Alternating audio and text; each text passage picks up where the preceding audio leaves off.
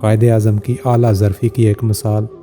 1943 الہ آباد یونیورسٹی میں ہندو اور مسلمان طلباء کے درمیان اس بات پر تنازع ہو گیا کہ یونیورسٹی میں کانگریس کا پرچم لہرایا جائے۔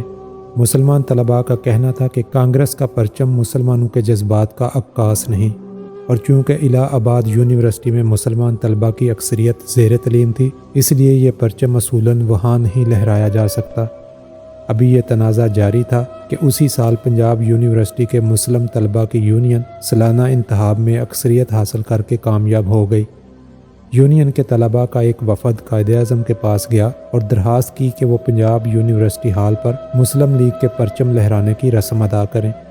قائد اعظم نے طلباء کو مبارکباد دی اور کہا کہ اگر تمہیں اکثریت مل گئی ہے تو یہ خوشی کی بات ہے، لیکن طاقت حاصل کرنے کے بعد اپنے غلبے کی نمائش کرنا نازیبا حرکت ہے۔ کوئی ایسی بات نہ کرو جس سے کسی کی دل آزاری ہو۔ ہمارا ظرف بڑا ہونا چاہیے۔ کیا یہ بات مناسب ہے کہ ہم خود وہی کام کریں جس پر دوسروں کو لعن طعن کرتے ہیں؟